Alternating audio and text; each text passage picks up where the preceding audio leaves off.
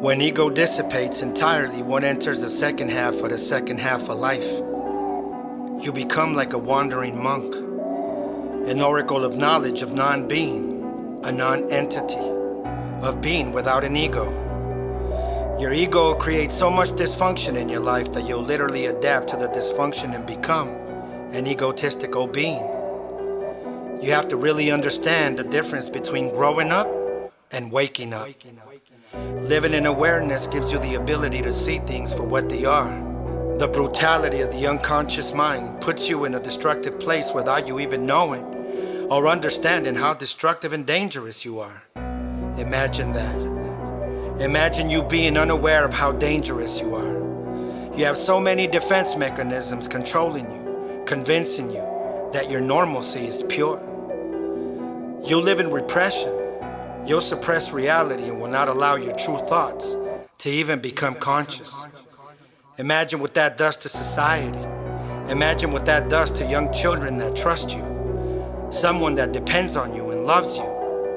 That's literally living with a noose around your neck. I know when I was growing up, it almost seems I was being raised in the planet of the unconscious. I saw so much dysfunction, so much betrayal, so much mayhem. It was literally madness on steroids.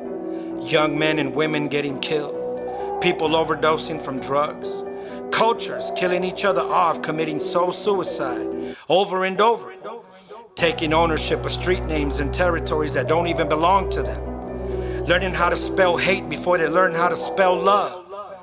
Everything seemed to be moving under the opposite circumstance.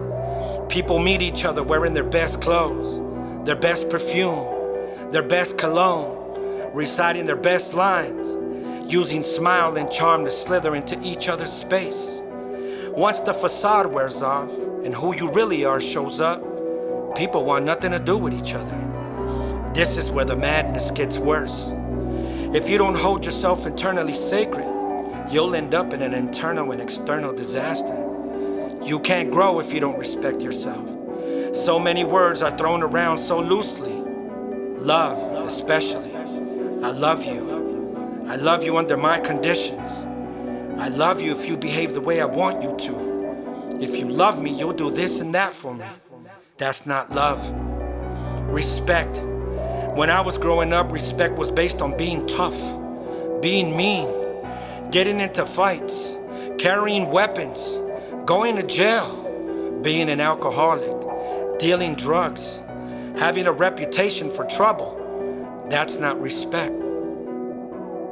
Love and respect come from a sacred place. Love is so powerful that you'll feel it without having to speak it. Respect is so pure that you'll practice it before you even truly understand it. If you plant a seed and you water it, it'll grow. You must take care of the things you want to keep. We have to take a step back and understand the difference between significance and insignificance. What truly is significant to you?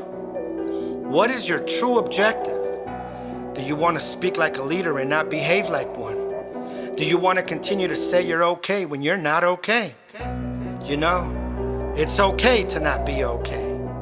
It's having the courage and the awareness to understand the power in that. One of the biggest problems in the world today is loneliness. There's over 7 billion people in the world, and people are lonely.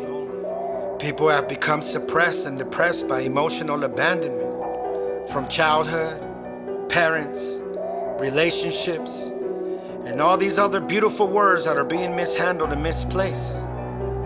We create this internal island and seek to escape, but just don't know how.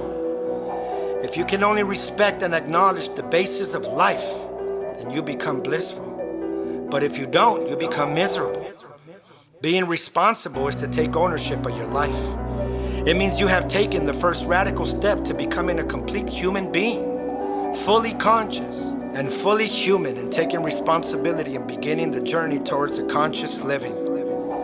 You're putting an end to assigning blame to the outward direction. You've begun the greatest adventure of your life and taken the voyage of the inward direction.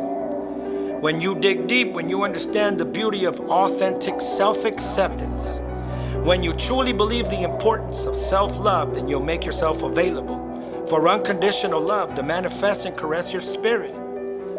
This is where the second half of your life begins. A brand new you in a brand new universe. Imagine what being at peace and living in true bliss, no matter how anyone in the outside world behaves. Key words: outside world. Create your own universe. No keys, no walls, no doors, no ceilings. Just an eternal space of freedom, love, awareness, and acceptance. Love yourself. Don't betray yourself.